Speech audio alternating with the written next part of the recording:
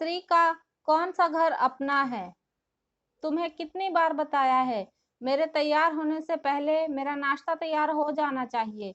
शादी के 25 सालों बाद भी मुझे क्यों बार-बार एक ही बात बतानी पड़ती है? रश्मि, तुम्हें क्या है? तुम तो आराम से घर पर रहोगी, मुझे काम पर जाना पड़ता है।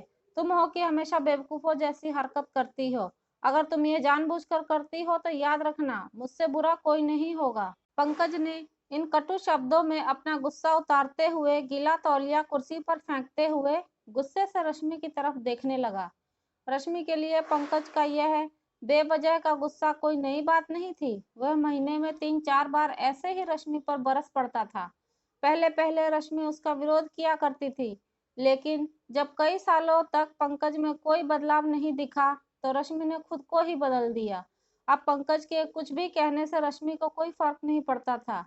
पंकज की हर बात वो चुपचाप सिर नीचे झुकाए सुन लेती थी। शादी के पहले 5 साल तक रश्मि ने पूरी कोशिश की थी कि पंकज को बदला जाए, लेकिन फालतू का गुस्सा करना और बाद में रश्मि को भला बुरा कहना मानो जैसे उसकी आदत बन गई थी। कोई भी वाद विवाद होता तो पंकज सीधा रश्मि को बोल देता, अगर मैं तुम्हें अच्छा नहीं लगता तो क्यों नहीं चली जाती अपने मायके, क्यों रहती हो मेरे साथ?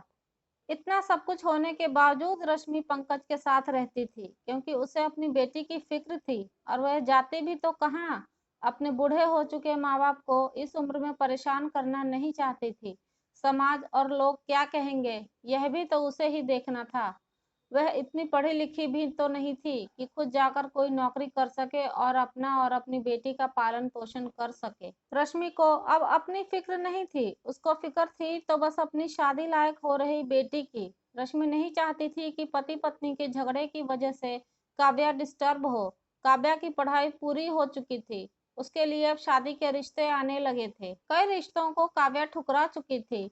2-3 महीने बाद एक अच्छा रिश्ता आया। रिश्तेदारों और पहचान के लोगों ने भी लड़के के बहुत गुणगान किए। पंकज एक शाम अपनी बेटी के पास बैठकर उसे बताने लगा, काव्या बहुत अच्छा लड़का है, पढ़ा लिखा है, बड़ा घर है, बहुत अच्छी नौकरी है।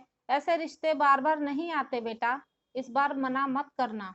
काव्या अपने पिता से ज्यादा बात नहीं करती थी, शायद डरती थी या शायद नफरत करती थी, लेकिन आज वो अपनी पूरी हिम्मत इकट्ठा करके बोली, मुझे अभी शादी नहीं करना है पापा, मैं नौकरी करना चाहती हूँ, खुद अपने पैरों पर खड़ी होना चाहती हूँ।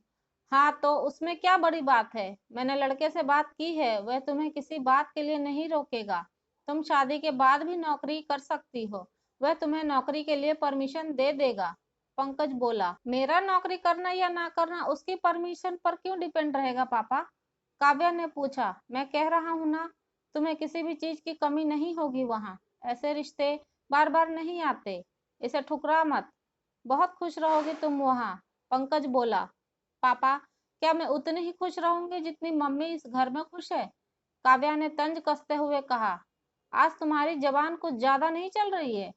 पंकज गुस्से से आंखें बड़ी करते हुए बोला, पापा मुझे शादी ही नहीं करनी है, क्योंकि शादी के बाद अगर वह लड़का आपके जैसा निकला तो मैं क्या करूंगी? मुझे आपके जैसा जीवन साथी नहीं चाहिए, जो बिना बात के मुझ पर हमेशा चिल्लाए। मुझे कुछ भी अपनी पसंद का लेना हो तो 10 बार सोचना पड़े, कहीं वो नाराज ना हो जाए। मेरी तबीयत कैसी भी हो, उसे परवाह ना हो। रोटी थोड़ी सी मोटी बन जाए तो घर सर पर उठा ले, उसकी चेकबुक ना मिले तो भी मेरा ही दोष निकाले, हर छोटी मोटी बात पर मुझे मायके जाने के लिए कहे।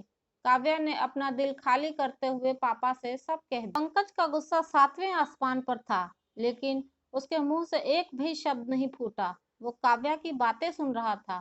काव्या उतना ही बोलकर चुप नहीं हुई। आज पहली बार वह अपने पापा के सामने इतना कुछ बोल रही थी।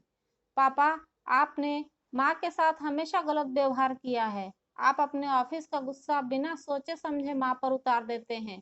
कभी इस बात की परवाह भी नहीं करते कि उन्हें कैसा लगता होगा। आपकी बातें सुन सुनकर माँ ने अपना स्वाभिमान खो दिया। पंकज आज पहली बार अपने किए बर्तावों को महसूस कर पा रहा था। वो इतना ही बोल पाया, जो तुम्हारा मन है वो करो। मैं तो इतना बुरा हूं ना? काव्या ने पंकज का हाथ पकड़ा और बोली, पापा मुझे सिर्फ एक सवाल का जवाब दे दो, क्या आप चाहेंगे कि मेरा पति आपके जैसा हो? अगर आपका जवाब हाँ है तो कर दीजिए मेरा रिश्ता आज ही, और ना है तो मुझे आत्मनिर्भर बनने दीजिए। पंकज कुछ भी ना बोल पाया और वहां से चुपचाप बाहर चला गया। आज उसे रश्मि के सामने जाने में शर्म आ रही थी। चलते चलते उसकी आंखों से आंसू बह रहे थे। पंकज ने आज से अपने आप को बदलने का निश्चय किया। अगले दिन से रश्मि ने अपने पति में काफी बदलाव देखा। वह सोचने लगी कि जो हिम्मत काव्या ने दिखाई है, वह हिम्मत अगर मैं पहले ही दिखा देती तो शायद आज परिस्थिति कुछ और होती। अब काव्या पढ़ लिख कर अच्छी नौकरी करने लगी थी। 3 साल बाद उसके लिए एक अच्छा रिश्ता आया और उसकी विदाई पर पंकज बोला, बेटा तू हमेशा खुश रहेगी क्योंकि तेरा पति तेरे पिता जैसा नहीं है। पंकज की यह बात सुनकर रश्मि और काव्या की आंखों से आंसू बहने लगे। रश्मि सोचने लगी, हमारे समाज में औरतों को भले ही देवी का दर्जा दिया जाता है, लेकिन वह स्वतंत्रता नहीं दी जाती जो उन्हें देनी चाहिए। उन्हें बचपन से ही बताया जाता है कि वह पराया धन है। स्कूल से आने में देर हो जाए तो पिटाई मिलती है। मोबाइल पर बातें करते हुए दिख जाए या खिड़की से झांकते हुए दिख जाए तो शक किया जाता है। माँ बाप का घर तुम्हारा नहीं है, पति का घर ही तुम्हारा घर है। जीवन भर यह बातें बता बता कर उन्हें ससुराल भेज दिया जाता है और एक दिन किसी छोटे मोटे झगड़े में ससुराल वालों से उन्हें सुनना पड़ता है कि इस घर को छोड़ दो और मायके चली जाओ। ऐसी स्त्रियों का सच्चा घर कौन सा है? आखिरकार वह किस घर को अपना कहें? इस कहानी के बारे में अपनी राय हमें ज़रूर बताएं और वीडियो पसंद आई हो तो लाइक और शेयर करना बिल्कुल ना भूलें। अगर मेरे चैनल पर नए हैं तो सब्सक्राइब ज़रूर करें। मिलते हैं अगली कहानी में। धन्यवाद।